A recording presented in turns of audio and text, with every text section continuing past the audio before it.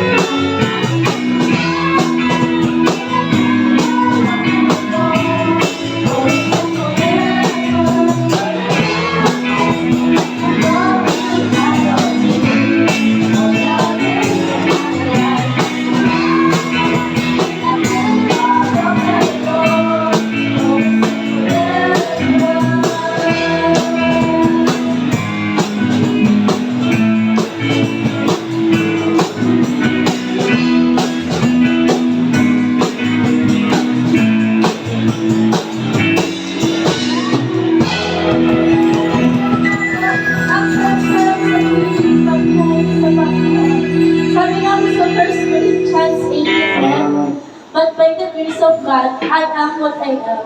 His grace toward me was not in vain, but I labored more abundantly than they all. Yet not I, but the grace of God who was with me.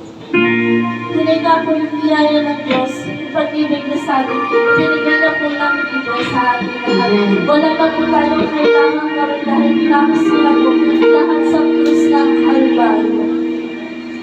Kaya po, hayaan po natin yung buhay natin ay maging kabutihan sa Panginoon.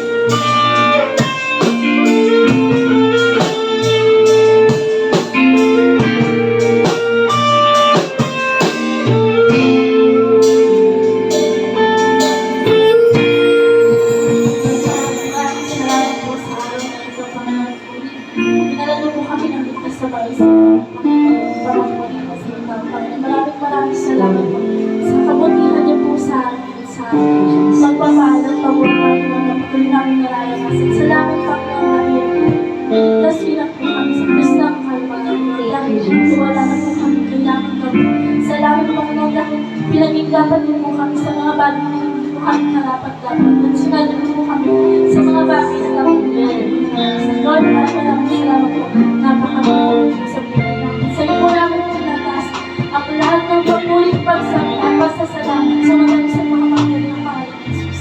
Amen. Amen.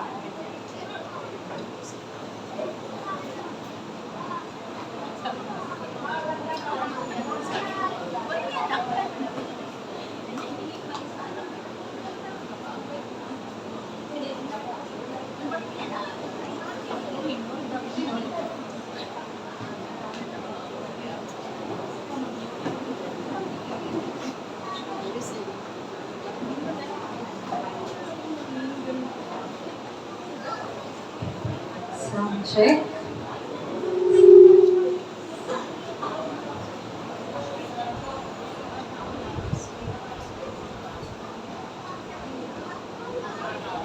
Sound check.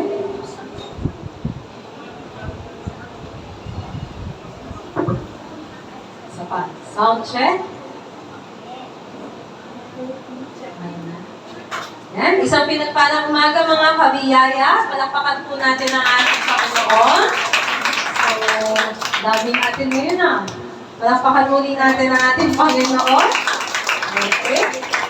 So, this is the second Sunday of December 2024. Let me greet you again. Kasi greet ko na kayo last week na Merry Christmas, mga kabiyaya! Batiin mo naman ang iyong katabi ng Merry Christmas! Halatang Merry talaga kayo. Ayan. So, masaya po ba ang Pasko? Yes! Amen. Masaya ang Pasko, hindi dahil sa regalo. Masaya ang Pasko, hindi dahil sa kaliwat ka ng mga ganap. Amen po ba? Hindi masaya ang Pasko dahil may bonus. Siyempre, mga nagpapasaya lang yan. Pero masaya ang Pasko sa katotohanan isinilang ang Kristo sa sabsaban ng Bethlehem. Amen? The real reason why we are celebrating Christmas is because we know the Christ of Christmas. Amen? Before, ang celebration natin ng Christmas is because of tradition.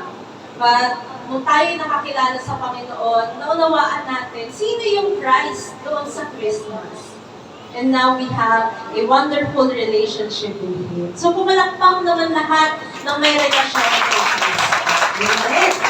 Kaya may regalo o wala, may ganap o wala, may bonus o wala, tayo ay magdiriwang sapagkat nasa atin ang tagapanginoon.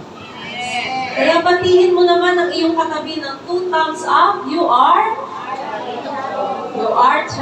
blessed and highly favored by God in Christ. Let's give God our best. Let's clap of praise. Tatandaan mga kabiyaya, ikaw ay naging charito dahil nagkaroon ng Pasko. Amen? Dahil sa unang Pasko, isinilang ang Kristong Tagapagligtas. So, masyado na akong bumabati ng Merry Christmas sa inyo. Hayaan nyo next week at sa mga susunod na linggo, babatiin pa rin namin kayo na Merry Christmas. Pero, masaya kasi ipagdiwang ng Pasko dahil alam natin ang esensya ng Pasko na yun. Amen? So, more of that.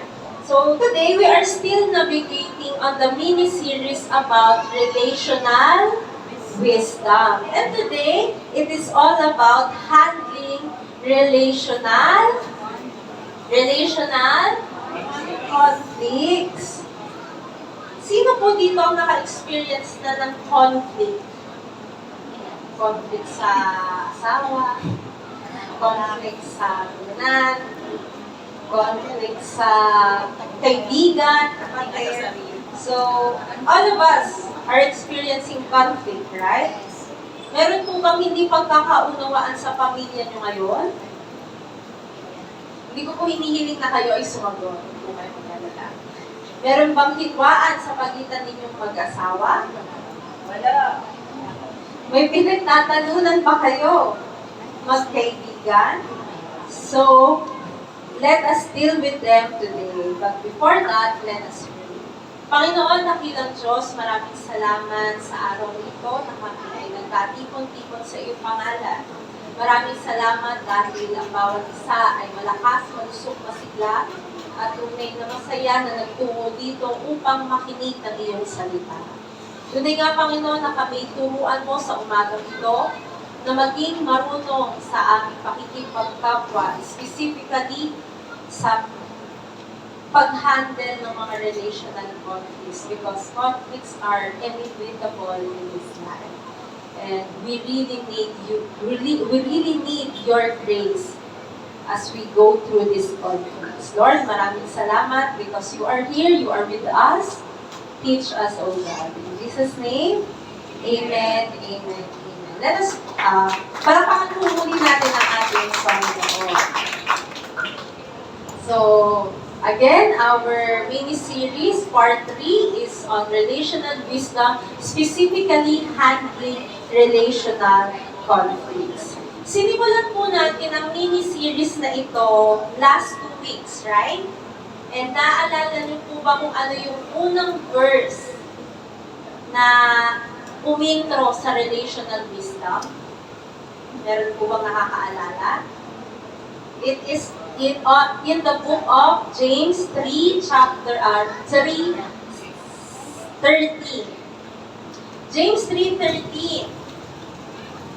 Ito po yung verse na nagsimula ng mini-series na ito at basahin natin. So, who is wise and understanding among you?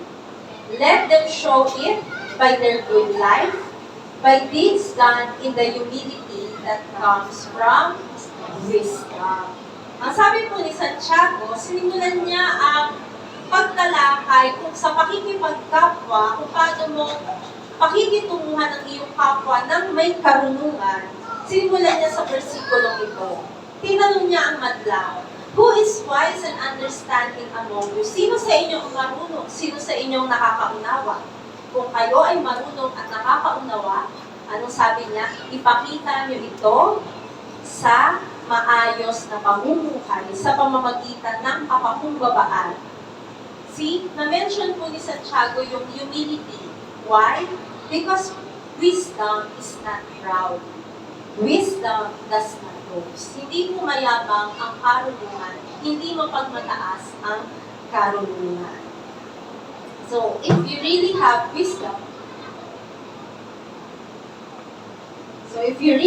wisdom, let it be shown by your good life. So, maayos na pamumuhay. Also, we learned about this. Wisdom is a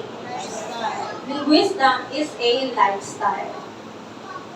Tatandaan that wisdom is a lifestyle. It is not just a one-time, big-time show. Hindi lang siya isang beses ipapakita mo marunong ka. But it is a day-to-day basis. Sa araw-araw, sa bawat minuto, dapat ang karunungan ay sinapapamuhay, lalo nating mga Christian. Amen po ba yan?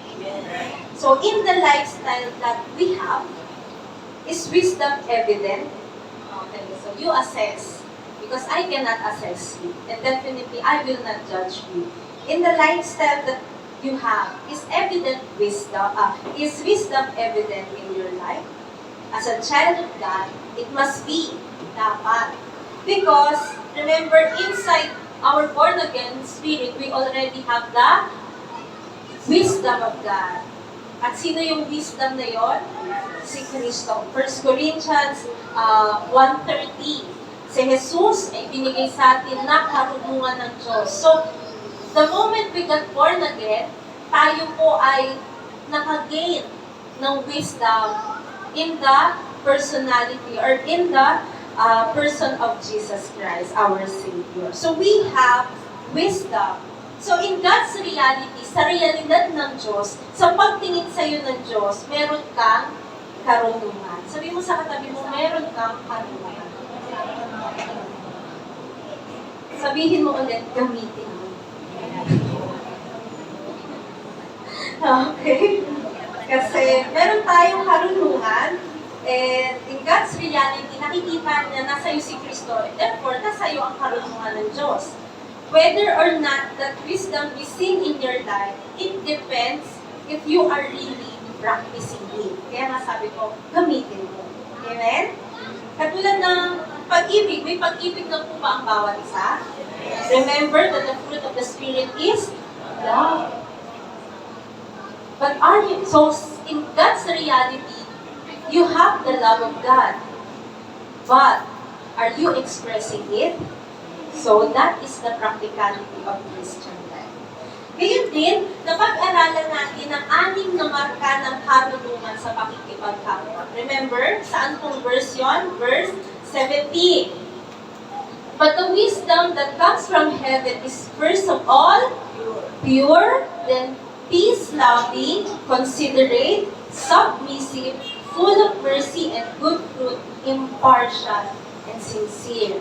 So, napag-aralan po natin ito, binabalik tanawan ko lang. Relational wisdom requires that we, what is the life application of wisdom is pure? Sabay-sabay po tayo, mga bata. Okay, isa pa. Okay, so, relational wisdom requires that we are pure, meaning that wisdom is peace-loving. That wisdom is considerate. That wisdom is submissive. That being wise is full of mercy and good fruit. And being wise is impartial and sincere. Okay, so yan pong 6 na yan natutunan natin for the last 2 weeks. So now we are on part 3. Ang sabi po ni Santiago, if you want to be wise in your relationship, sa relasyon mo sa iyong asawa, sa iyong anak, sa iyong mga kaibigan, sa iyong mga katrabaho, sa iyong mga kabiyaya. Tama po ba nakikipagkapwa ka sa iyong mga kabiyaya? Yes. At of course, sa mga hindi mananampalataya, do not forget these 6 truths about relational wisdom. Hindi na po natin babalikan yan sapagkat na-discuss na. Kaya sabihin mo sa katabi mo, huwag kang liliban. Kasi madalas hindi na nag-recap. Huwag kang liliban kasi ang totoo po, malaki ang mawawala sa iyo. Ganda po nung sinabi ko, umattend kayo ng nitpick. Di ba po, sabi ng ating presider last time, talagang mainang na lagi tayong dumadalo sa mga pagtitipon. Bakit? It is to our benefit na natututo tayo ng salita ng Diyos. Nang sa gayon, kapag nasa labas na tayo ng simbahan, we know how to deal with different circumstances. Amen? Amen. So, natapos na po tayo sa chapter 3, verse 17 last week, and now, we will deal with the last verse of chapter 3, then we will jump to chapter 4. Hulaan nyo, Ano ang last verse ng chapter 3? Last verse ng chapter 3. 18. Very good. Kasi nga naman, 17 yung nakaraan. Talaga. So, let's proceed. Okay. So, James 3:18. And those who are peacemakers will plant seeds of peace and reap a harvest of righteousness. Pwede po ba kayo ang magbasa? 1, 2, 3, James 3:18. And those who are peacemakers will plant seeds of peace and reap a harvest of righteousness. Okay. Sabi ni Santiago, namumunga ng katuwiran ang binhi ng kapayapaang itinatanim ng mga tagapagtaguyod ng kapayapaan. Sino po ang nagtatanim ng binhi ng kapayapaan?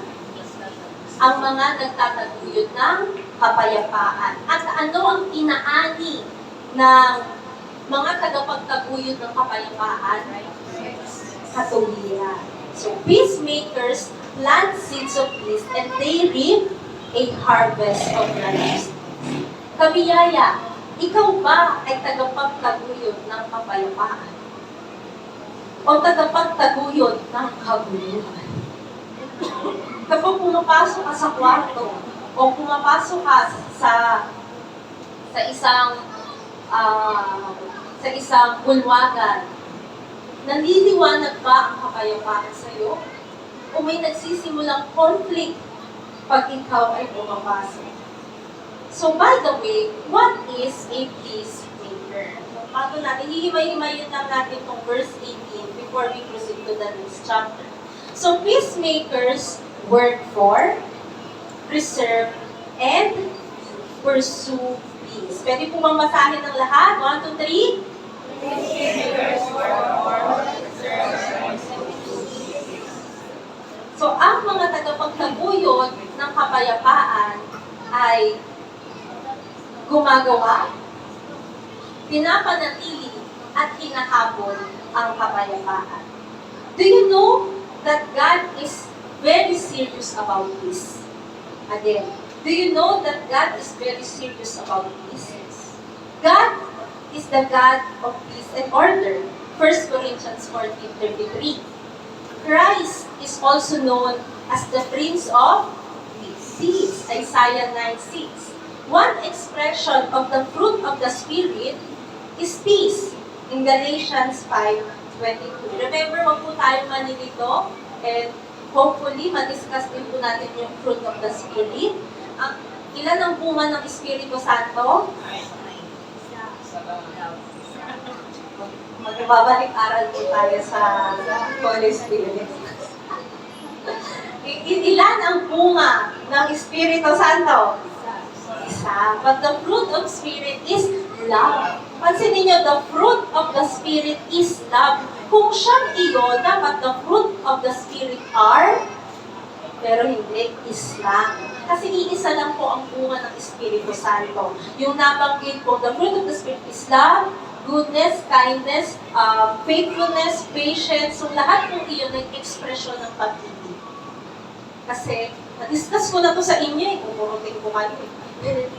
Alam ko, ako ang nag-discuss nito at nag-preach sa inyo na kapag meron kang pag-ibig, may pagpipigil ka sa sarili. Pag meron kang pag-ibig, kahit nandidigil ka na, kaya mong magpasensya. Kapag meron kang pag-ibig, kaya mong maging marahan kahit napakabilis ng sitwasyon. So, lahat mo nang nabanggit, yung walo po ay ekspresyon ng pag-ibig, sapagkat ang pag-ibig ay bunga. Yun ang bunga ng Espiritu Santo. Hahaba po tayo pag ni-recap ko. Hindi ko na po i-recap. So again, God is very serious about peace. He is called the God of order. Christ is called the Prince of Peace. One expression of the fruit of the Spirit is peace. At tayo, bilang mga anak ng Diyos, dapat ay maging seryoso tayo sa pagtataguyod ng kapayapaan sa mundo ito. Amen po ba? Again, bilang mga asikasa kami ng mga anak ng Diyos. Bilang anak ng Diyos, dapat maging seryoso din tayo na maging tagapagtaguyod ng kapayapaan sa mundo ito. Alam niyo kung bakit? Alam niyo kung bakit? Tanungin niyo ako. Ang kapayapaan po kasi ay hindi natural sa mundo nito. Pansinin niyo, kapag halimbawa may magtatanong, beauty pageant, ano ang kahilingan mo sa mundo? World peace. Dahil nauunawaan ng mundo na hindi natural sa kanya ang kapayapaan. Ito ang rason bakit ang mga nasyon ay nagkakagulo. Kung bakit nagpapatayan ang mga nasa politika. Kung bakit naghihiwalay ang mga mag-asawa. Ito ang rason kung bakit ang bata ay nag-aaway sa isang laruan. Ang natural sa mundo ay mag-away, magkagulo, magpatayan. Salungat po ang tao sa kapayapaan. Because naturally, there is a sinful nature and the world is chaotic. Nagkaroon po ng alitan, nagkaroon po ng hindi magkakasundo ang Diyos ng kaayusan sa mundo. Kailan nagsimula iyon? Nung pumasok ang kasalanan. At dahil sa sinful nature, natural po sa tao ang may conflict. That is the truth. That is the inevitable truth. There is conflict in the world. That is why James, kaya sinasabi ng Santiago, iniha-highlight niya yung pagiging peacemaker because there is a need for peace. That is why we as peacemakers should work for peace. Isa pa po, we as peacemakers, dahil tayo'y anak ng Diyos, and we are ambassador of God in this world. Tama po ba? Tayo'y representasyon ng Diyos dito sa mundo? Yes. And God is peace. Right? He is God of peace and order. So, we represent Him. We are ambassadors of peace. We should be peacemakers. And as peacemakers, we should work for peace because peace is not natural in this world. Because we know peace does not happen or does not happen in any relationships. Tama po ba? Kahit gano'n na kayo katagal, may conflict pa doon. Yes. Why? Conflict is natural in this deteriorating world. And as a child of God, we know we have to make it happen. Sabihin mo sa katabi mo, make it happen. And we have to preserve Him. Hindi lang po ang peacemaker nag-work for peace, he or she also preserve it. Pag sinabi mong preserve, it is to protect and defend Him.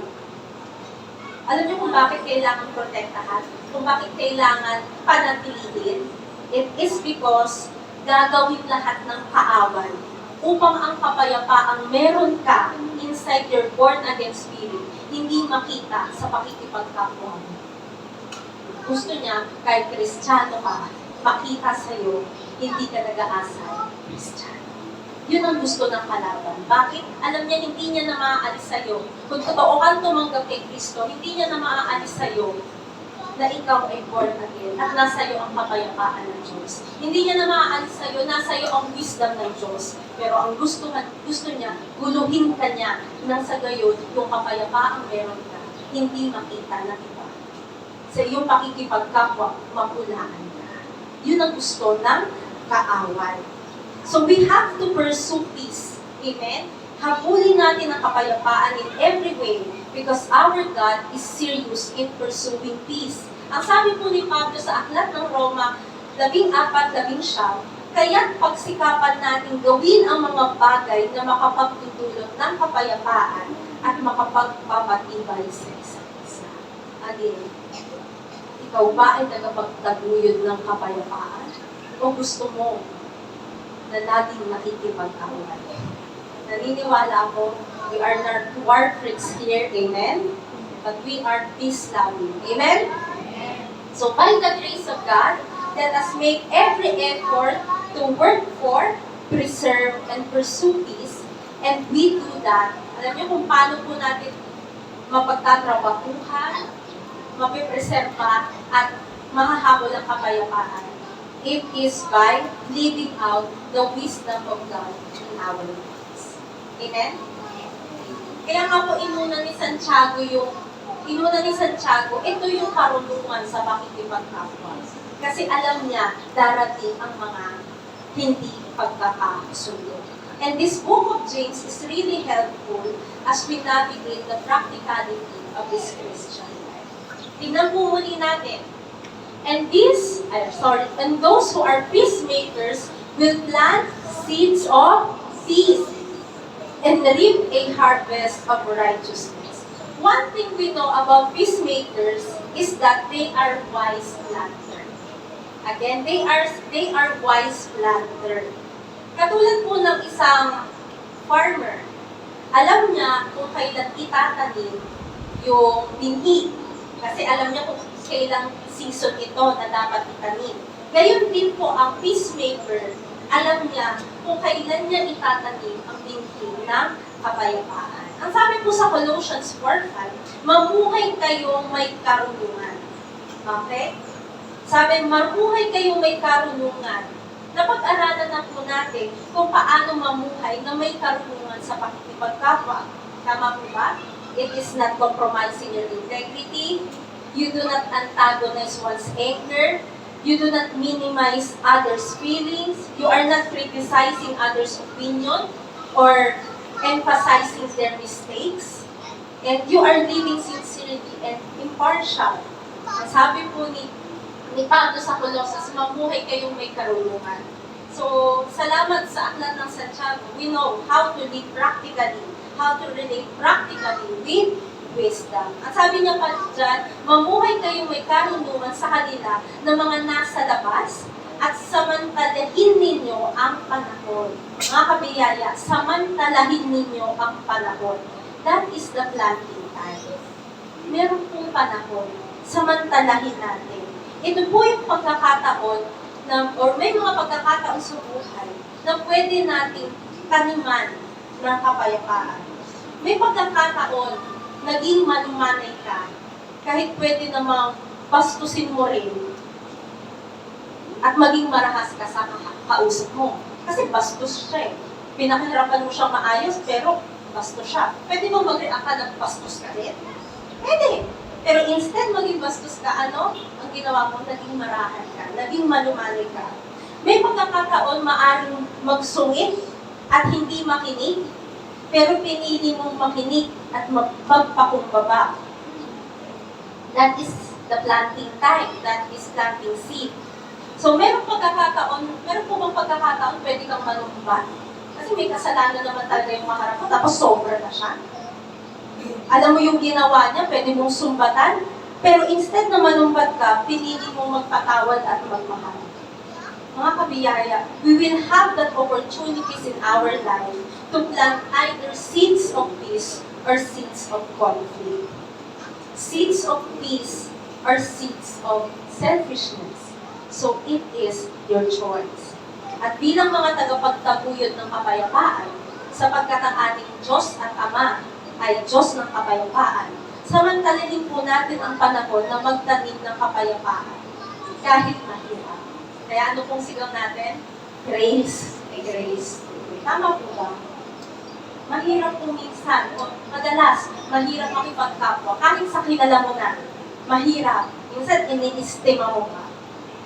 But, as a child of God, and natuturuan tayo, let us plant seeds of peace. Because we have to plant seeds of peace. Amen? We are not for conflict, but we are for peace. Amen? Sabi mo sa katabi mo, you are for peace. Amen? So, balikan po ulit natin, James 3:18. And those who are peacemakers will plant seeds of peace and reap a harvest of righteousness. Mga kabiyaya, the righteousness that James is talking about here is not about right standing. Remember, nung sinimulan po natin ang aklat ni Santiago, pinakita po natin, magkaiba po ang tinutukoy ni Santiago katuwiran sa kanyang sulat versus dun sa sulat naman ni Pablo. Kasi si Pablo po, ang righteousness na tinutukoy o inia-address ni Pablo is about right standing. Here in the book of James, it's not about right standing. Okay? Again, the righteousness that James is talking about here is not about right standing.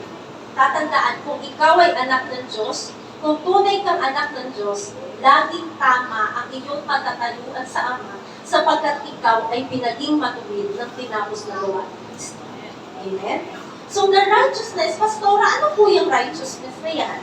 The righteousness that James is talking about here is, kung ikaw ay magtatanim ng binhi ng kapayapaan, then you will reap a harvest of right actions.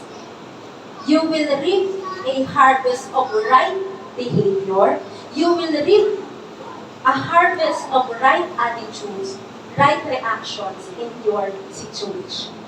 Yun po yung tinutukoy ni Santiago. Halimbawa, pag ikaw ay nagtanim ng binhi ng kapayapaan, instead na ikaw ay sumigaw, marahan mong sinabi o binitawan ng salita, magkakaroon ba ng gulo? Ano yung narit mo? Right action, right reaction toward the situation. Nakuha mo pa yung right. Amen? So that is the righteousness James is talking about. If you plant seed of peace, you will reap technically a harvest of righteousness. Amen? So, it is because righteousness and peace goes hand in hand. The truth is, your right standing with God eventually produce right doing. That is the truth. Hindi po otherwise. Kasi ang ibang tinuturo, kailangan tama yung gawin mo para maging matuwid ka o tama ka sa paningin ng Diyos. No. Tinama muna ng Diyos ang iyong katatayuan sa Kanya. Nang sa gayon, sa iyong pagtanggap sa Kanya, ikaw ay maging tama sa paningin niya, magiging tama na rin ang iyong gawa sa iyong kapwa. Amen? So, ang sabi ko, peacemakers reap a harvest of righteousness in their life and beyond their life. Sa iyong pamumuhay sa karunungan, and you know, peace is crucial in your Christian walk. As you live it out, kasi pinapamuhay mo na siya, bakit? Nasa loob na siya ng born-again spirit mo, you will produce a lot of right things in your life. Amen? Still, it is the wisdom of God that you are for peace.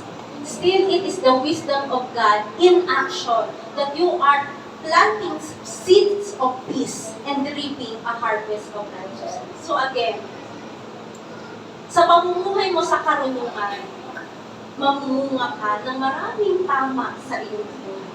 Gusto mo ba maraming tama sa iyong buhay? O maraming mali? Diba? Tama ang gusto natin. And that is being peacemaker. Planting a seed of peace. Dahil pinipili mo maging dahil pinipili mong maging marahan kaysa padalos-dalos, hindi ka nag-guidance of peace. Tama ba? Isa pa. You, as a peacemaker, pinipili mong maging marahan kaysa padalos-dalos, hindi ka nag-guidance of peace. Sino ba ang nag-guidance of peace? Mga padalos-dalos. Mapikon lang, manumuntok na. Bakit may guidance office na ba dito? Okay, erase. Ha? Okay. Dahil pinipili mong unawain ang nararamdaman niya kaysa hamakin yung rason niya, hindi ka nagkakablakan. Kasi hindi kayo nagtalo eh. You meet in the middle. Okay? Dahil pinipili mong magpakita ng habag sa mga hindi kahabag-habag, nakakakilala ka ng mga taong totoo at hindi kapusan. Amen po ba? So you are reaping the right people, you are reaping the right action, you are reaping the right decision, you are reaping the right behavior towards the situation. And that is a peacemaker. See, if we will just remember how to be relational wise according to James 3:17 yung anim, we will harvest lots of right decisions, right behaviors, right reaction, and even right people in our lives. Amen? Marami pong mga naging matalik na magkaibigan kasi yung isa, imbis na husgahan siya, imbis na awayin siya, pinakitunguhan siya ng mga Diyos. Naging BFF sila. Pero yung iba, nawala yung kaibigan na yun. Bakit? Naging mapahusga siya sa sitwasyon nila. So that is, peacemakers reap a harvest of righteousness in their life, sa buhay ng peacemaker, and also beyond their lives. So not just in our lives, but beyond our lives. Planting seeds of peace will attract others to God.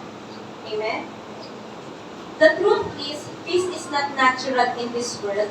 Pero kahit hindi natural ang kapayapaan sa mundo, mapa-Kristiyano o hindi, hinahanap ang kapayapaan. Tama? Sabi nga nila, ang sabi nila, peace is very expensive nowadays. Bumukas ka ng social media, kaliwat ka ng chismis, mga pangit na balita. Magbukas ka ng bintana, mga nag-uupukan doon. Minsan papakinggan mo, pangalan mo pa. So, see? So, peace is expensive in this world. It is not natural in this world. At ikaw, bilang anak ng Diyos na tinatahanan ng Espiritu, kung saan isa sa ekspresyon ng bunga nito ay kapayapaan, you are serious to radiate it from inside to outside. And people will see it. Amen? Meron po ba dito, hindi ka naman nagsasabi anak ka ng Diyos, pero the moment you enter the room, nakita ka nila paano makitungo, paano ka magsalita, they know you are here for peace and not for war. At sino ang maluluwalhati sa presensya mo? Ang Panginoon. That is why peacemakers reap not just a harvest of righteousness in their life, but also beyond their life. Amen? Now you have this chance to lead them to God, so they might experience the real peace in Christ. And that is a great harvest of righteousness indeed. Amen? To be an ambassador of God's peace to the world, to live out a life that is honorable and pleasing to God, Father. So that is wise. Mga kabiyaya, ang lahat po ng nasabi ko ay appetizer pa lamang. Patungo pa lang po tayo sa main course. So, remember that our topic o yung ang heading po natin for today is handling. Pakibasa ng lahat. Handling relational conflicts. Handling relational conflicts. Yan po ay matatagpuan sa James 4:1-10. Kailangan po kasing ituro yung verse 18 kasi dito po tayo mag-deal. Pansin niyo po ang galing ni Santiago sa kanyang liham. Inuna niya paano ka makikipagkapwa sa pamamagitan ng karunungan ng Diyos. Sinunod niya na ang tunay na marunong, ang tunay na may karunungan ng Diyos, mga tagapagtaguyod ng kapayapaan. Alam niyo kung bakit pinasok niya yung kapayapaan? Kasi papasok siya sa chapter 4 and it's all about relational conflicts. Handling relational conflicts. Mga kabiyaya, tumingin sa akin. Huwag sa katabi, huwag sa cellphone, tumingin sa akin. Naranasan niyo na ba ang may kaalitan? Naranasan niyo na bang makipagtalo? Umamin. Huwag na kayong mahiya. Tungkol saan ang pinagtalunan niyo? Sa hugasan ba? Sa remote ng TV? Sa pagtatapon ba ng basura? Kahapon may basura. O sa bayarin ba? Ano man ang dahilan ng inyong alitan, tatandaan na merong sanhi ang hindi pagkakaunawaan. So, James 3, kasi nasa chapter 4 po tayo ha, James 3 gives us an incredible insight into what real wisdom looks like in our daily lives. Ang sabi ni Santiago, tayo ay mamuhay sa karunungan ng Diyos. Kaya hindi hikayat niya tayo maging tagapagtaguyod ng kapayapaan. That is why ang sinasabi ko kanina, peacemakers works for peace. Kasi tayo mga Kristiyano, yes, we have the peace of God inside. Still, meron pong nagko-combat dyan. May mga iba't ibang puwersa ang gumugulo sa atin. Kaya hindi po natin at times na pagkakataguyod ang kapayapaan. So, ini-encourage tayo ni Santiago, itaguyod natin ang kapayapaan. Nang sa ganon, sa ating pagtatanim ng kapayapaan, mag-aani tayo ng maraming tama sa buhay natin. Yun yung sinasabi niya. So, nagtatanim ng mga binhi ng kapayapaan at hindi binhi ng alitan at pagkakahatian. Amen? Anong itatanim? Kapayapaan. Hindi ng alitan, hindi ng gulo.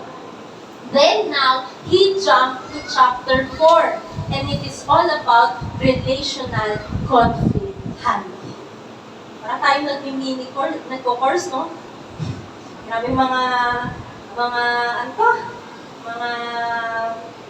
sinasabi ni Santiago para tayong nag-aaral ng kurso. So, before we proceed, this is a disclaimer.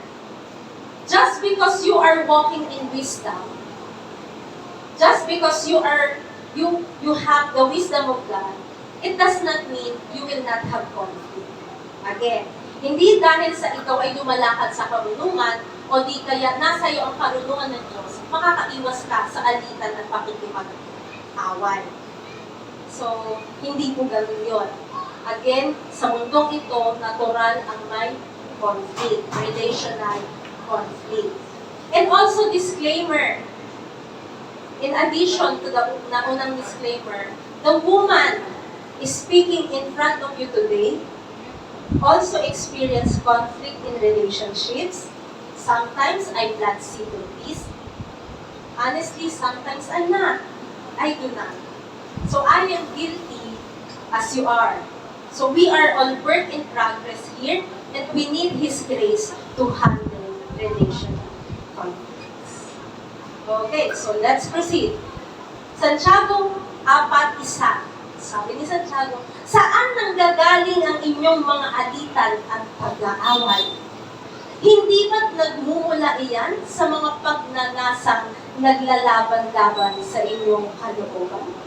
Ang tanong dito ni Santiago ay, saan ba nanggagaling? Saan ba nagsisimula? Bakit kayo nagkakaalit-alit? Bakit kayo nag-aaway-away? Pastora, hanggat maaari naman sinusubukan kong magtanim ng kapayapaan at panatilihin ito. Ang sagot ni Santiago, may pinanggagalingan. Bakit mayroong conflict? Anong sagot niya? Ito ay nagmumula sa pagnanasa naglalaban-laban sa inyong kalooban. James says that the cause of quarrels and fights are conflicting desires. Yung gusto mo, gusto niya, ayaw mo, ayaw niya. Conflict. Nabigets? Yung nais mo, nais niya, hindi magkatugma. Conflict. So James says that the quarrels and fights are caused by conflicting desires. When we say quarrel, galing po ito sa Greek term na polemos o alitan sa Tagalog. Ang ibig sabihin niya, it is a prolonged dispute or conflict. Parang digmaan. Matagal po ba ang digmaan?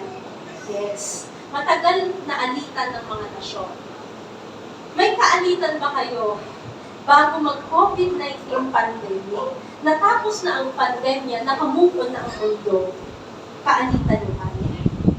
So that is quarrel. Matagal. Bakit may naninig ka dyan? So that is quarrel. When we say fight, when we say fight, ang Greek term niya po is maay or away sa Tagalog. It refers to a specific battle or argument. So specific, may specific yung argument na pinag-aawayan nila. Halimbawa, kagabi, nag-aaway sila. Sino ang maghuhugas ng pinggan? Naniniwala naman ako, kinabukasan, nahugasan na yung pinggan. Di ba na lang kung nagbatuhan na sila ng pinggan? Pero, in short, mabilisan lang na pagtatalo. So that is fight. Yun po yung pinagkaiba ng quarrel sa fight. Naintindihan ko? Okay. Ang sabi ni Santiago, ang sanhi ng alitan at away ay ang naglalaban-labang pagnanasa ninyo. Merong gustong isa na hindi naman gusto ng isa sapagkat may iba siyang gusto. Conflict. Gusto, di ba? Okay. So, yun ang sabi ni Santiago. Ang reason bakit nagkaka-conflict is because of the conflicting desires. That is a very concise answer to a very deep problem. Mga kapatid, kaya po nagkakaroon ng giyera sa iba't ibang nasyon sapagkat merong gustong kamkamit ang isang nasyon, pumapalag ang isang nasyon. Kuwari, bakit nagkaroon ng giyera? It is because of just a conflicting desire. Bakit nagkakaroon ng hidwaan ng mag-asawa? Kasi ang isa gusto mag-SM, ang isa gusto matulog. Yung isa gusto kasama siya sa SM, yung isa gusto siyang kasama matulog. Conflict. Tama? Ang isa gustong gumala, ang isa hindi. So, dyan magsisimula na minsan ang sumbatan, minsan pagalingan. So, biruin nyo, ang sabi ni Santiago, kaya nagkakaroon ng alitan ng away, it is just because of a conflicting desire. Dahil sa magkakaiba at hindi tugmang pagnanasa, sumisiklab ang alitan at away. Mga kabiyaya, hindi na po bago ang conflict sa buhay ng tao. Tama po ba? Araw-araw may conflict. Sa totoo, nagsisimula ito kahit noong hindi pa tayo nakakapagsalita. Naalala niyo nung sanggol kayo? Siyempre, hindi niyo maalala yun. Naalala niyo, pero alam ko hindi niyo maalala. Yung humati yung likod niyo, tapos yung nanay niyo ang kulit, imbis na kamutin yung likod niyo, bigay ng gatas, ano gagawin niyo? Nangawa. Iiyak, hakagulgol, nagwawala kayo. Kaya bata pa lamang, bihasa na tayo sa pakikipagtalo dahil hindi nasusunod o napagbibigyan ang gusto natin. Ito po ay totoo. Ang mga pagnanasang meron tayo ay lehitimo. It is legitimate. Lehitimong kagustuhan. So, the desires that we have inside are legitimate. Inalaw yun ng Diyos. Pero, kapag ito ay lumagpas sa disenyo ng Diyos, kapag ito ay lumagpas sa hangganan ng Diyos, hindi na makontrol. Dito po, nag-a-arise ang conflict. So, kapag ikaw ay naging sunod-sunuran sa mga pagnanasang ito, na mapapahamak na yung ibang tao at magbibigay panganib sa kapayapaan at pagkakasundo, ito, ang mga pagnanasang iyan, yung mga desires na yan, ay gulo na sa kanyang sarili na dapat sinusubi. So, uncontrolled desire causes quarrels. According to James, these are desires for, number 1, pakibasa ng lahat, material things. Verse 2, mayroon kayong ninanasa, ngunit hindi ninyo makamtan. Kaya't pumapatay kayo, mapasain nyo lamang iyon. May ganyan po bang nangyayari? Yes. May mga bagay na gustong-gusto ninyo, ngunit hindi ninyo maangkin. Kaya kayo'y nagkakagalit-galit at naglalaban-laban. Nakaka-relate? Yes, because nangyayari, right? Hindi ninyo nakakanta ng inyong ninanais dahil hindi kayo kumihindi sa Diyos. So, stop muna tayo sa verse 2. Kung mapapansin po nito natin, ito yung pagnanasa sa mga bagay. Right? Materialismo po ang tawag sa lubos na pagkahumaling sa mga bagay-bagay dito sa mundo. Kaya nga po nauso yung kanta, I am a material girl, because technically, the word is material, is for materialism. Ang gusto ng mundo, maghakot ka ng maraming bagay sa mundong ito. Hindi po masama ang mga bagay-bagay sa mundong ito. Tama po ba? Hindi siya masama. Nilikha ng Diyos una ang mundo bago ang tao. Nang sa gayon, kapag ang tao ay nasa mundo, ito ay, ang mga bagay sa mundo ay magamit niya at ma-enjoy. So this is the design of God. We, the people, use the things of this world and love the people of this world. Again, this is the design. We use the things of the world and we love the people of the world. The problem lies here when we start loving the things of the world and starting using the people of this world. Nabaliktad po yung equation. Nagsimula na tayong magmanipula, mangontrol, magpaikot-ikot ng tao sa ating mga drama para lamang sa mga bagay ng mundo, sapagkat mas mahalaga na sa atin ang mga bagay na ito kaysa sa relasyon natin sa mga taong nakapalibig sa atin. So, uncontrolled desire? Yes. Napakabilis. Actually, napakabilis na ng taong ibigin ng bagay sa mundo ito. With the social medias, with the commercials, billboards, influencer, shopping sites. So again, mga kabiyaya, the desire for material things, yung gustuhin mong magkaroon ka ng bagay, hindi po yun masama. Pero yung gusto mo magkaroon ka ng napakaraming bagay na hindi mo na makontrol, that is the start of conflict. Ang sabi po sa 1 Timothy 6:10, sapagkat ang pag-ibig sa salapi ay ugat ng lahat ng kasamaan. Hindi po sinabi dyan na sapagkat ang salapi ay ugat. Ano pong sabi? Ang pag-ibig sa salapi ang ugat ng lahat ng kasamaan. Hindi po masama ang pera. Money is amoral, meaning it is neither good or bad. Nakadepende kung sino ang umahawak.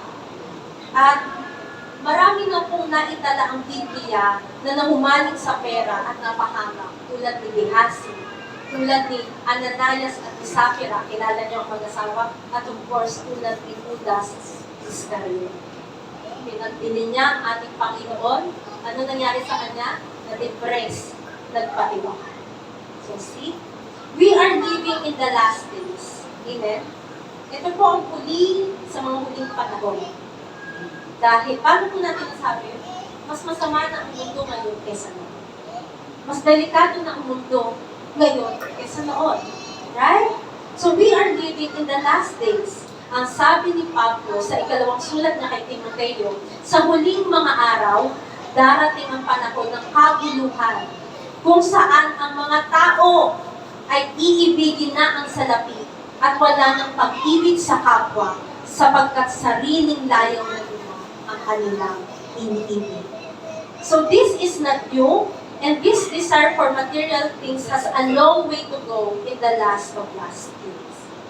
Mga kabiyaya, marami pa pong alitan at away, gulo at pakikipagtalo ang uusbong dahil sa kawalan ng kontrol sa pagnanasa sa mga material na bagay ng mundo. Mga kabiyaya, hindi po masamang mag-asam na makaangat. Pero yung grabing pagnanasa na ikaw ay makakaapak na, that is wrong. Another thing, uncontrolled desire causes quarrels. Desire for, pakibasa ng lahat? Pleasure. Ang pagnanasang makaramdam ng saya at kaaliwan. Ang pagnanasang maging komportable at maging masaya ay hindi masama. Again, ang pagnanasang kung makaramdam ka ng saya, maging maligaya ka, maging komportable ka, hindi po yun masama. Pero, kung yung pagnanasang iyon ay hindi mo na makokontrol at the state of other people, that is the start of quarrel. Tingnan po natin sa verse 3. At humingi man kayo, kasi natapos ang verse 2 tingnan po natin sa natapos ang verse 2. Hindi nyo makakamtan ang inyong ninanais dahil hindi kayo humihingi sa Diyos. Verse 3. At humingi man kayo, wala rin kayong natatanggap dahil hindi tama ang inyong layunin. Humihingi kayo upang mapagbigyan ang inyong kalayuan. Tingnan po natin sa 1 Timothy 6:17. Sabi ko kasi kanina, hindi masama na gustuhin po natin makaramdam ng saya, ng ligaya, ng comfort. So ano po sinasabi sa 1 Timothy 6:17? Ang mayayaman sa material na bagay ay utusan mong huwag magmataas at huwag umasa sa kayamanang lumilipas. So see, lumilipas po yung material things. Sa halip, umasa sila sa Diyos na masaganang nagbibigay ng lahat ng mga bagay para sa ating kasiyahan. Ang gusto ni Lord, happy ka.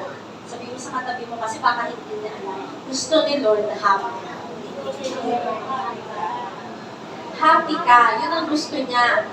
Kaya nga mga kabiyaya, masagana niyang ibinibigay ang lahat ng bagay para sa ating kasiyahan. Ngunit kung ang mga kagustuhang nais natin ay labas na po sa disenyo at kalooban ng Diyos, then it is a dangerous force that is needed to be controlled. Okay? When the pleasures for sex, for fame, for comfort becomes your number one goal in life, masaya itong gawin eh. Masarap itong gawin eh. Kahit labag ito sa kalooban nila, go lang. Matuwa lang ako. Masatisfy lang ang kagustuhan ko. You are now asking for quarrel and it will cost you a lot of problems. So if this desire goes out of hand, may nakakakilala po ba dito kay Dimas? Kilala niyo si Dimas? Siya ay Kristiyano at naging kasama ni Pablo sa ministeryo. Noong una, masaya pa siya sa paglilingkod sa Diyos. Kalaunan, Dimas na siya, di masaya sa pagkatawag ng Diyos. Alam niyo kung bakit? Dimas, having loved this present world, has this certain need. 2 Timothy 4:4. Mas inibig ni Dimas ang layaw ng sanlibutan ito kaysa gawin ang pinapagawa ng Diyos sa kanya. Meron siyang pagkakatawag, meron siyang ministeryo. Ibig sabihin, meron siyang kailangang gawin. Sapagkat ito po yung layunin ng kanyang buhay na idinisenyo sa kanya ng Diyos. Sa ministeryo ang kanyang destiny moments. Ngunit dahil hindi masupil ang pagnanasa niya sa iba't ibang layaw ng mundo, iniwan niya ang kailangan niyang gawin sa buhay para sundin ang tawag ng kanyang naman. Next slide po. Ayaw ko dito. When pleasure takes the place over what is needful, then there is trouble. Again, when pleasure takes the place over what is needful, then there is trouble. Mga kabiyaya, meron pong mga tao na sa napakatindi nilang pagnanasang matulog, hindi na sila nakasimba. Kinagalitan pa sila ng kanilang Panginoon. Tama? May mga taong napakatindi ng pagnanasang makarating kung saan-saan, makatikim ng kung ano-ano, hindi na sila nakapagpahinga, ngayon sinisingit sila ng kanilang katawan. Meron po ba? Merong mga tao na napakatindi ng pagnanasang umunlad sa buhay, nakalimutan na nila na may Diyos na nagbibigay, tinatapakan na nila ang iba, nakakasakit na sila ng iba, kaya hinitil ang kanilang buhay. Meron ba? May mga tao, napakatindi ang pagnanasang makipagtalik, nagkamali, nasira ang pamilya, o kaya wala sa plano ang pag-aasawa. So, when our pleasure goes outside the design of God, it will be really quarrelsome and burdensome.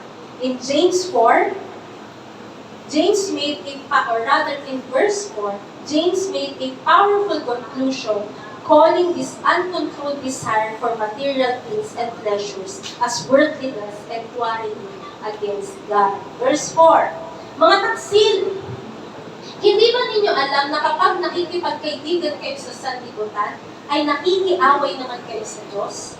Ang sino mong nagnanais na maging kaibigan ng sanlibutan ay nagiging kaaway ng Diyos. Mga kabiyaya, ang pagnanasang magkaroon ng material na bagay at ang pagnanasang makaramdam ng bigaya, makinig, ang dalawang bagay na ito ay diniti mong pagnanasa. Alinsunod dapat sa idinidikta ng Diyos. Kaya kapag ang mga ito hindi mo na makontrol, sisira ito ng relasyon mo.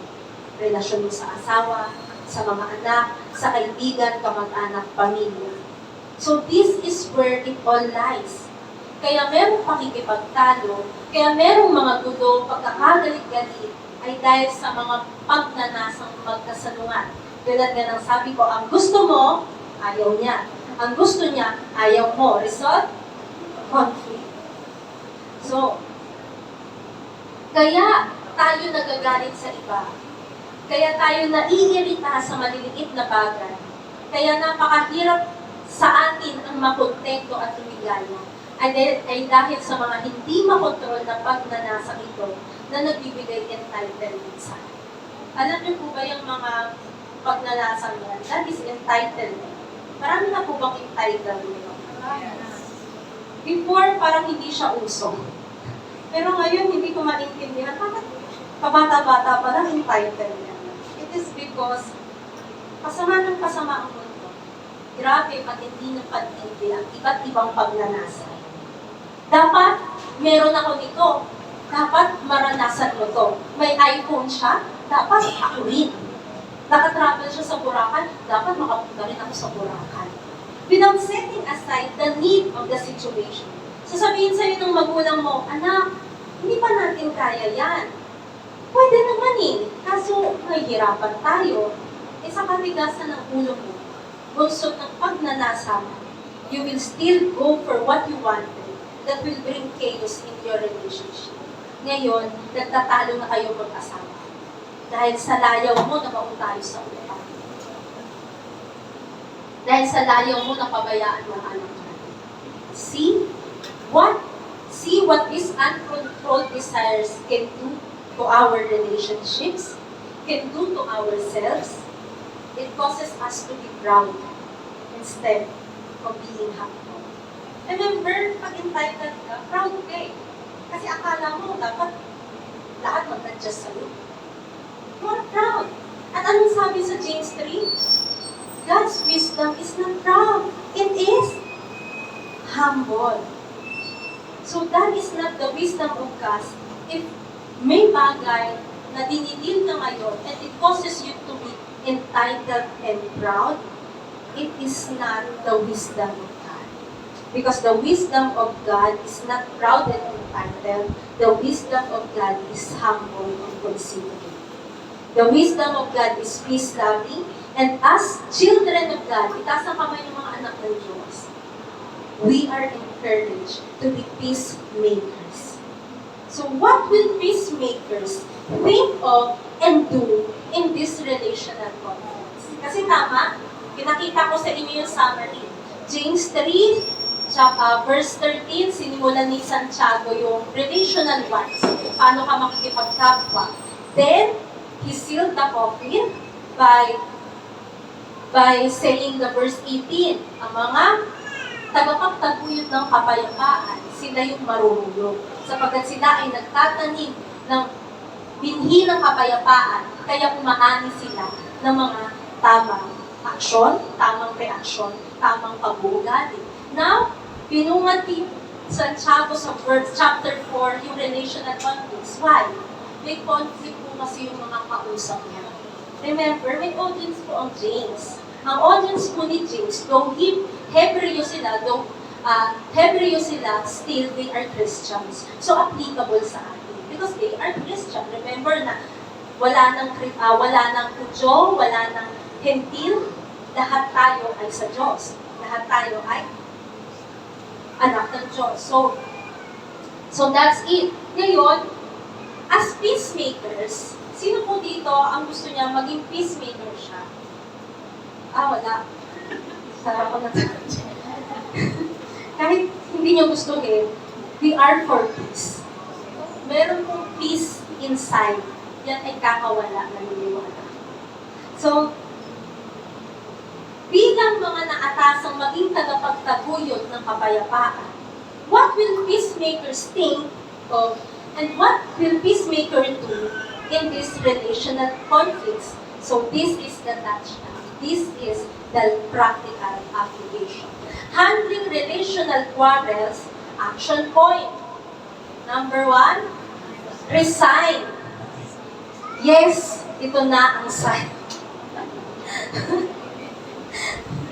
Okay, ang sabi niya, peacemaker mindset, the action point is to resign, and the peacemaker mindset is, I need to surrender myself to God. Ito po na yung sign. Hindi sa trabaho. Baka sabihin nyo, lagay nyo sa resignation letter, yung pinaresign po ako ng pastor. Hindi. Ang sinasabi ko po, mag-resign na sa trono ng buhay mo at hayaan ang Diyos ng kapayapaan ang kumilos upang ang mga gulong na likha ng iyong makasariling pagnanasa ay matapos na. Amen? So this is the sign you need to give up trying to control everything and everyone.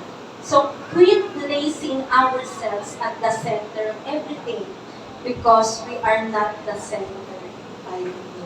Only Jesus is the center of it all. Tingnan po natin. Santiago 4:6-7. Ngunit siya'y nagbibigay ng higit pang biyaya. Amen? Ganon? Kaya't sinasabi, ang Diyos ay sumasalungat sa mga mapagmataas, subalit nagbibigay ng biyaya sa mga mapagkumbaba. Kaya't pasakop kayo sa Diyos. Kaya hanggang verse 7a lang. Kaya't pasakop kayo sa Diyos. Mga kabiyaya, isa sa dahilan kung bakit nakikipagtalo tayo sa ating asawa, sa ating mga anak, sa ating mga katrabaho, pamilya, dahil sa totoo, may pagkakataon, nagiging mapagmataas tayo. Totoo po ba? Dahil tayo ay mapagmataas, nagiging agresibo tayo tungkol sa gusto nating mangyari. Tama po ba?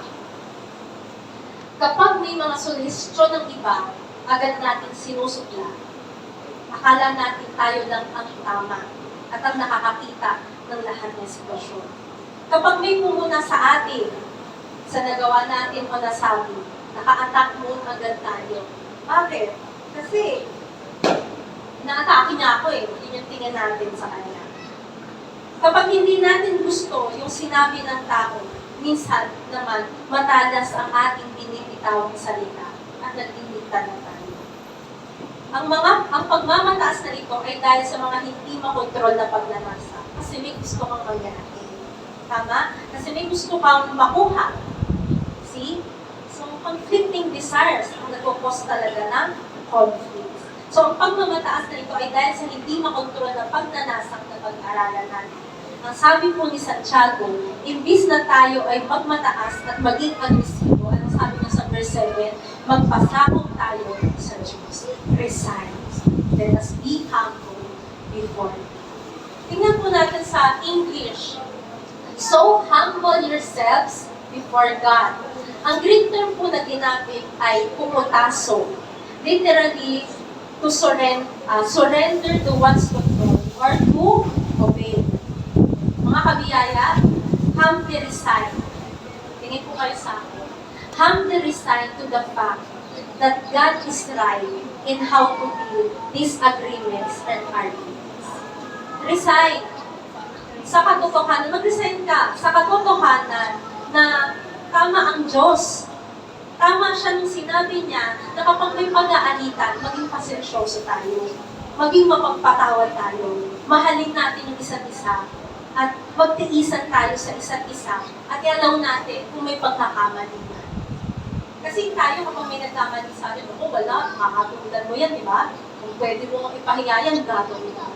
Pero ano bang sinasabi ng Diyos sa pakikipag sa dealing in relational conflicts? It is to love, it is to show mercy, it is to show grace. So we have to surrender to the fact that we have to swallow our pride. Lunukin ang kasi totoo naman, pag may mga conflicts ko, normally gusto natin tayo ang manalo sa conflict. Pero ang sabi ni Lord, stop being proud, lunukin mo yan, yan makakatulong, be humble. So we surrender to the fact that God's way of handling relational conflicts are far better than ours. Kasi meron naman po talaga tayong paraan para hindi yung conflict. Pero iba po yun sa paraan ng Diyos. And that is to stay calm and considerate despite of grace. Amen? Kapag tayo ay nagpakumbaba sa Diyos, nagpasakop sa Kanya, inaalis natin ang pagmamataas, At ngayon, yung pagiging mapagkumbaba ng karunungan ang sumisentro sa ating buhay. Ngayon, nakakapakinig na tayo ng mahinahon, nakakapagsalita na tayo ng marahan, at nakakatuto na tayo ng may pag-ibig. And that is planting seed of peace. It is planting seed of humbleness. Number 2, action point is to resist. Peacemaker mindset, I need to defend myself against the devil. Tingnan po natin sa verse 7. Labanan ninyo ang diablo at siya ay lalayo sa inyo. Hindi po sinabing titigan. Di ba? Ang sabi, labanan. Sa English po, resist the devil and he will flee from you. Ang Greek word po ng resist is antistemi, meaning to set oneself against, to oppose. Pag sinabing oppose, sinasalungat mo, hindi mo inaakbayan, kasi salungat nga kayo. So we need to resist the temptation. Sa ating, nasa particular po tayo, sa ating pakikipagkapwa and in handling relational conflicts, we need to resist the temptation to get the first word and the last word. Kasi masarap yun eh. Ako ang unang salita, ako ang huling salita, sa akin ang huling halakhak. Right? Pero, the wisdom of God is teaching us to resist the temptation to get the first word and the last word. You will need to fight the urge to say or do something na makakasakit sa iba para lang i-prove yung punto. O kaya manalo ka sa argumento o para makuha mo yung gusto mo. So you need to defend yourself against Satan's attack. Kasi si Satanas naman po talaga, ito yung gusto niya. Gustong-gusto ni Satanas na nagtatalo tayo. Gustong-gusto niya nag-aaway, nagkakagulo ang mga tao. Gustong-gusto niya, hindi tayo nagpapansinan. O hindi kaya, nagbabatuhan naman tayo ng masasakit na salita. Gustong-gusto niya, nawawala ka sa sarili mo kapag nanginginig ka. Meron po ba doon? Totoo naman. Right? Gustong-gusto niya, pumapatol ka sa mga latest chika, panay post ka pa sa comment section. Patola kasi talaga minsan. Pupo na lang. So God says, resist the devil. So the word resist again is a Greek term. Ang Greek term niya is antistemi. It is a war term, pangdigma, yung antistemi. Military term. Ang ibig sabihin nito, handa kang tumindi laban sa. Nakatayo ka na laban sa. So it is to defend yourself against the enemy's attack. Mga kapatid, ang kaaway po ay tulad ng liyong umaatungal naghahanap ng malalapat. Lagi pong gumagawa si Satanas ng paraan upang magsimula ng gulo sa buhay natin. Okay? Gusto niyang wasakin ang iyong marriage, ang relasyon mo sa iyong mga anak, sa ministeryo mo sa Diyos, ang buhay mo, gustong-gusto niyang pagdiskitahan. Trip ka ni Satanas. And he will lure you, he will tempt you, he will influence you, pero hindi niya kayang puwersahin ka against your will. Alam niyo po yung rules. Listen, mga kabiyaya, the devil will eventually quit knocking on a door that doesn't open. Lagi lang po siyang nakaambang, kumakatok. Kapag ikaw, hindi mo siya nilabanan, bubuksan mo ang pinto, papakapihin mo pa. The Bible says, resist the devil and he will flee from you. Ang sabi na Santiago, dumepensa ka, hindi yung nilayapak mo ba. Ang sabi ni Santiago, sawayin mo ang kaaway, siya mismo ang lalayo sa iyo, sapagkat alam niya, wala siyang mapapala sa iyo. Marunong kang lumayo sa tinapos na gawa ng Kristo. Amen? And that is planting seed of peace, planting defense mechanism through the Word of God. Not yielding to the enemy's scheme that will cause trouble in your life. Our defense mechanism lies on our knowledge in the Word. Kaya sabihin mo sa katabi mo, study the Word. So number 1 is to resign. It is your sign. Number 2, to resist. Number 3, that is to repent. Ang peacemaker mindset dyan, as a peacemaker, I need to change the way I see my sin. Remember, repentance is from the Greek word, metanoia, which is changing of mind. Iba po kasi yung repent na iniisip ng mga sa nakaugaliang relihiyon kesa sa sinasabi talaga ng Biblia. At ang sinasabi ng Biblia, ang repent, it is to change the mind.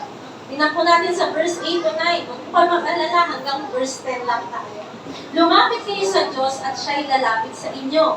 Maglinis kayo ng inyong mga kamay, mga makasalanan, at pabanalin ninyo ang inyong mga puso, kayong mga may dalawang pag-iisip. Kayo'y managhoy, magluksa, at umiyak. Palitan ninyo ang inyong pagtawa ng pagluluksa at ang inyong kagalakan ng kalungkutan. Grabe yung verse 8 to 9. No? Mga kapatid, yung sinabi po ni Santiago dito na ang lumapit kayo sa Diyos at siya'y lalapit sa inyo ay hindi po patungkol sa spiritual nating katatayuan sa Diyos. Remember, tinuturo natin dito lagi na tayo ay tinatahanan ng Diyos at kailanman hindi niya tayo iiwan. Amen? Ang tinutukoy ni Santiago dito ay ang ating relasyon at pakikitungo sa Kanya. Maaari bang nagsisimba, nananalangin, nagbabasa ng Biblia, ngunit mababaw pa rin ang pagtingin sa Diyos? Yes, tamang simba lang, tamang basa lang, tamang panalangin lang. Mababaw. Tulad sa pag-aasawa, meron po bang mag-asawa nakatira nga sa isang bubong, tama naman ang sinasabi at ginagawa, pero malayo ang loob sa isa't isa? Pero maganda? Yes.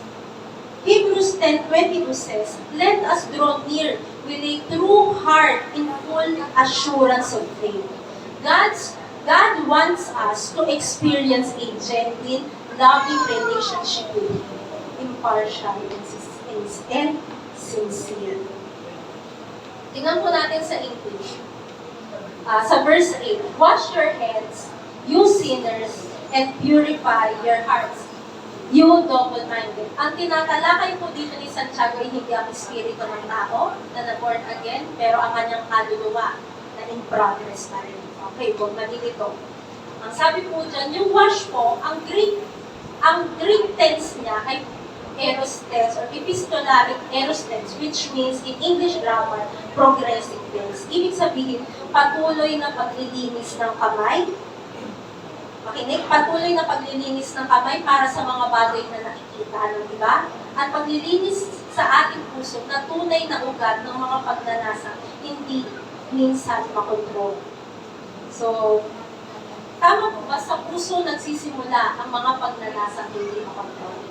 At once hindi yan makontrol, lalabas yan sa iyong kamay. Lalabas yan sa iyong buhay. Yan ay makikita ng tao. Right? Double-mindedness here means being committed. Ito po yung sabi dyan, di ba? Your hearts, you double-minded. Bakit tinawag silang, yung kausap ni Santiago, bakit sila tinawag na double-minded?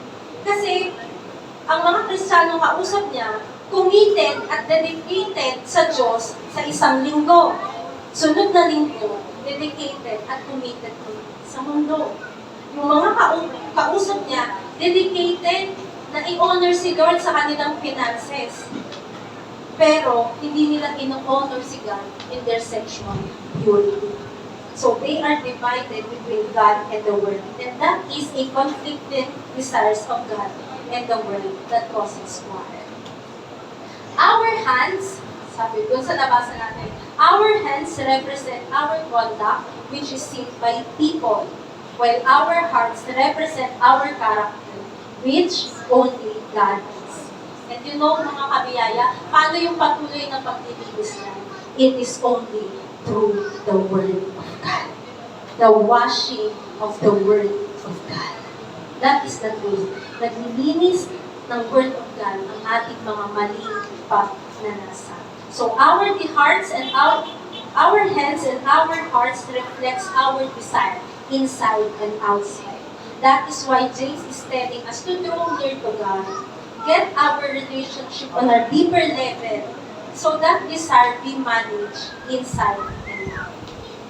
Kasi ang sabi, di ba nabasa po natin sa verse, dito po sa verse 9, kung papansinin niyo po, masyadong marugdog yung sinasabi ni Santiago. Kayo'y managkoy, magluksa, umiyak. Palitan ninyo ang inyong pagtawa ng pagluluksa at ang inyong paggalakan ng kalungkutan. Pastora, malulungkot na po ba ako forever? Kasi sabi ni Santiago, hindi po yun ang tinutukoy niya.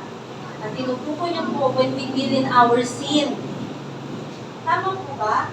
Kapag tayo ay nagkakasala, kapag hindi ka sanay magkasala, may sakit eh. Tama? Hindi ka komportable. Tama? Pero kapag lagi mo na yung ginagawa, then makadalas sa nararamdaman. Di ba? Sa pag-gitara. Nag-aaral sa pag-gitara, masakit. Tumagal-tagal, hindi na. Bakit? May kaso na. Ganyan din. Kapag nasanay ka sa pagkakasala, kakalimutin ang puso mo. Hindi ka na makakaroon ng sakit. Kaya ang sinasabi ni Santiago, pagdating sa kasalanan, magbago kayo ng isip, palitan niyo yung inyong pananaw, repent, managhoy kayo, magluksa kayo, umiyak kayo. Bakit hindi natural sa isang Kristiyano ang malugmok sa pagkakasala? Amen? Sa 2 Corinthians 7:10, sapagkat ang kalungkutan ayon sa kalooban ng Diyos, ito po yung kalungkutan ayon sa kalooban ng Diyos. Hindi yung ibang kalungkutan. Ito po yung kalungkutan na nagbubunga ng tunay na pagsisisi tungo sa kaligtasan. Ngunit ang kalungkutan ayon sa sanlibutan ay nagbubunga ng kamatayan. So we need to repent and change the way we see our sins. We need to see that our sin is dragging us. Our sin is a burden that we carry. We need to see it heavily. So hindi po natin dapat i-take ito lightly. Kailangan tayo managhoy, malungkot sa ating mga pagkakamali. Kasi once na malungkot tayo, managhoy tayo, hindi tayo maging komportable. Dito po nagsisimula ang totoong pagsisisi. Ayaw na natin ulitin. And that is planting seed of peace. Planting seed of change on how we see our sins so we can stop it, avoid it. By then, we will reap a harvest of right action and right behavior. And number 4, my last point. Action point, pakibasa po ng lahat. I need to humble myself before God. Action point is to revere. Santiago 4:10. Magpa-kumbaba kayo sa harapan ng Panginoon at kanyang itataas kayo. Sa English po, humble yourselves before the Lord and He will lift. Ang Greek term po ay tapeno, literally to sign a lower rank or place. Mga kapatid, kailangan po natin mag-revere. We need to revere God and see Him as the sole authority over our lives. Tulad na nabanggit ko kanina, bumaba tayo sa trono ng ating sarili at hayaan ang Diyos ang kumontrol. So we need to revere God that we allow Him to drive our lives and control our desires. And it is need to be humble to see that, to realize that we are nothing without Him.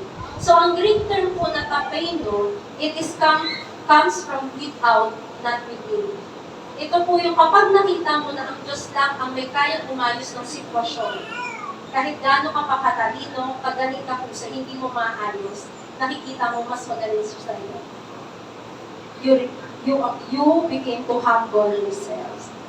So kapag nakita mo kung gaano ka kawasak at kahina, dahil napatunayan mo yung kapangyarihan at karunungan ng Diyos, you will be humble. So from God's perspective, you don't ascend into greatness. From God's perspective, you descend into greatness. Sapagkat ang mapagpakumbaba ay itinataas mo. Ang mapagmataas, yun ay itinataas. It means na itinataas mo ang Diyos sa luklukan, bumababa. Ngayon, tinataas ka ng Diyos sa iyong sitwasyon, inaalis ka yung mga relational conflicts sa paligid. So that is planting seed of peace by revering God, knowing He knows how to handle our situation better than we do. And when we do that, He will lift us up. lifting all our relational conflicts by the grace of God. So, umupo po ng matuwid. Let's do the recap. So, handling relational quarrels. Remember that these relational quarrels, ang nagkakos nito ay yung conflicting desires. Desire for material things and pleasure. Dahil lang sa hindi pagkakasundo sa gusto, nag-a-arise ang conflict. Ngayon, dahil natural sa mundo ang conflict, how will you handle it? So, as a peacemaker, this is what we are going to do. So, action point po muna, babasahin ko, then you will read the peacemaker mindset. So, action point number 1, resign. I need to submit myself to God. Number 2, resist. I need to defend myself against the devil. Number 3, I need to change the way I see myself. number 4, revere. I need to humble myself before God. Okay, mga kabiyaya, yung mga nabanggit kong action point, resign, resist, repent, revere, are heavy action words that conveys be serious with being a peacemaker. If we are serious in reaping a harvest of righteousness, then plant a seed of peace. Sabi mo sa katabi mo, plant a seed of peace. Amen. Starting today and to the rest of our days, let's plant a seed of peace today. Why? Because if we want a harvest of right action, a harvest of right behavior, a harvest of right decision, a harvest of right people, today, let the wisdom of God take over your situation and be a peacemaker. At lahat kong iyan yung resign, resist, repent, revere, it is only by the grace of God. That is why in Christ, I am a peacemaker. Grace is everything. Sapagkat hindi po ito posible kung wala ang biyaya. Amen? So let us pray. Panginoon, dakilang Diyos, maraming salamat dahil Ikaw ay Diyos ng kapayapaan. Salamat dahil itinulot mo sa aming buhay ang kapayapaan. At tunay nga, Panginoon, kaming mga anak mo, tinitindigan namin ang katotohanan na nasa amin ang karunungan mo, nasa amin ang kapayapaan mo. Hayaan mo, Panginoon, na ito'y mag-manifest, na ito'y makita sa aming mga buhay, sa aming pananalita, sa aming pagkilos, sa aming mga galaw. Nang sa gayon, Panginoon, ay ikaw ang maluwalhati